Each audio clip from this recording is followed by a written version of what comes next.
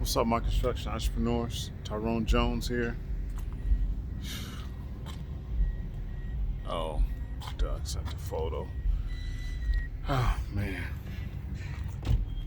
Hey, so I wanted to chat with you guys about is the lighting's not right, huh? There we go.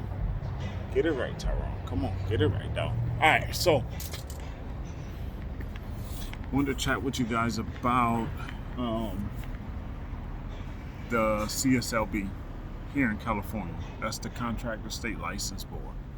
Why it's very important to avoid complaints that you may get to the Contractor State License Board from your clients.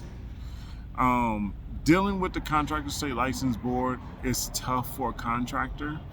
One, you have to realize that the board is pro-consumer. So even though you have obtained your license through them, they're pro-consumer. In case you haven't realized or you haven't given enough thought to it, the bond that they actually have you carry is against you, right? It is to make sure that they cover any of the obligations that you fail to keep as a contractor according to the law. So they have you pull out a bond against yourself. So that $15,000 bond is actually against you yourself. They have you pull a bond. So if a customer complains and the board feels that you're in the wrong, they will pull against that bond that they had you get. Okay? Now, that leads me to a side note here is that when we do have a bond with the board, right, they require us to get a bond to get our license. We have to have a bond. A lot of us think that now we're insured and bonded, when that bond is not for the customer. That bond is actually against you. So when you're telling someone that you're insured and bonded, you're actually highlighting if you're really not bonded outside of that contractor's $15,000 bond, you don't really have any other bond outside of that. And that $15,000 bond, once again, is in case you screw up. So you're really notifying customers like, hey, I have a bond, I'm bonded, but that bond is really in case I screw up your job, right? Which is the insurance of bonding is for, but it's actually pooled, or the authority of it is coming from someone else, which is the board. So, and they don't even want you even mentioning that in advertising. Actually, it's actually illegal for you to actually mention that in advertising on your trucks and all that sort of thing. So, dealing with the board, you have to understand that once you get a complaint, they're going to find something wrong. Now, a lot of people say, hey, you're being a little harsh with this, well, I want anyone that has dealt with the board on any issues to speak up. Leave a comment and let us know about your experience with the board. Now, I'm not saying that the board is all bad. I'm not saying that. I'm just saying that if you do get into a complaint, you can find the board looking for things outside of the complaint. There's things like the size of your font on your contract, the positioning of wording on your contract.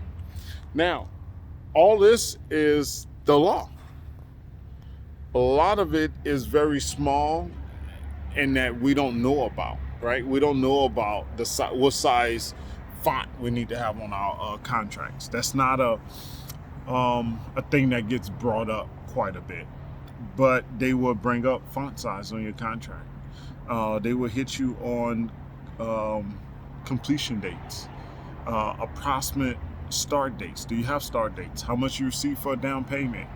Did you get paid before there was material drop? So it could be a complaint about something else that you could be right about, but the board is going to find in some area of you doing wrong.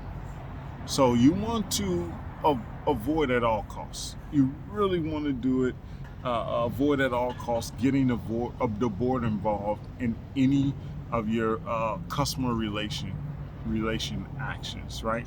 Relationships, especially if there's an issue. You always want to try to resolve it before it gets to the board. And then the first step, once it gets to the board allows you time to resolve it. But what happens is that because we don't have the proper communication line set up, we miss those letters. We miss the announcement letters that the board gives us, like, hey, I want you guys to take care of this on your own. If you don't take care of it on your own, then we're going to go ahead and get involved. And when they get involved, then it's usually pretty terrible. Okay? And you don't want to get to that point. You just don't. So anytime you have an issue, and most issues are dealing with a customer, a residential customer, rarely do you see complaints with a commercial customer, but they do happen still. But when you have a complaint with a commercial customer, you have to step back and figure out how to solve it, and not trying to be right. Okay, how do you solve it? Not, you don't look. I used to do this. I used to do my best. Hey, I am right in this. I've been doing this a whole lot longer than you, Mr. Homeowner, Mrs. Homeowner, and I do my best to try to figure it out like I'm right. And that's the problem. Stop trying to figure out why you're right and look how to solve it. Right? How do you solve it, and how do you get past it? How do you make this thing go away? Remember, how do you negotiate to where both parties feel like they won?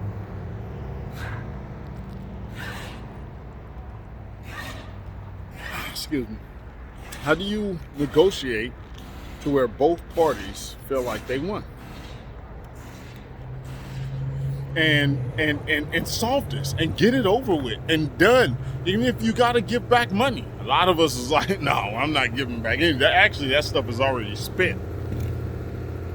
But, I bring this up because I just recently, with one of my partnerships, we had an issue where we did a job with a customer, and that customer wants to get paid back, and we're going to be giving that customer money back to avoid long-term issues. Why are you doing that? To avoid long-term issues, right? It's easier, kind of why people settle out of court, right? Why do people settle out of court? Why do people figure out some type of agreement before the judgment? Because it's going to be less costly, right? It's you weigh that out. How much is it going to cost me versus dealing with it now? Okay? And you got to look at that when you got complaints. And a lot of times, most of the complaints, we are wrong on. Okay? Because we don't understand the law. Now, a lot of times we think we're right because of the logic of being a contractor that don't understand the law. Okay? Someone's not paying you. Right? So someone has not paid you. And you walk off the job. We're like, oh yeah, that's right. Yeah. You haven't paid me, I walk off the job. But legally, you can't just walk off a job like that because you haven't got paid. Okay? You need to send notices. You have to give some type of information. You have to do litigation. The board don't want you just walking off a job because you haven't got paid. How have you tried to resolve it? But nowadays, someone don't pay us, we're like, we're out of here. Bounce. I have done it, right? I haven't gotten in trouble. Oh, you know what? One of my partnerships did do it years ago. It was a senior citizen property, and that's what made it bad, because it doubles when it's senior citizens. But yeah, we walked off because someone didn't pay us, and that came up as an issue. And of course, we won that case because there was a lot more involved in it. But you have to be careful. And you want to resolve it before it gets there, even though if you feel you are right. So I'm going to let you guys go with that. I'm going to pick up more from this. I'm about to go in here, get some work done on this car real quick. But hey, my construction entrepreneurs, solve the issues Solve them before it gets any bigger. Realize that you can save a lot more headache, issues in the long run if you take care of it, figure out how to squash it right in the beginning. Okay? I'm gonna let you go with that. Hustle hard, then hustle harder. Right.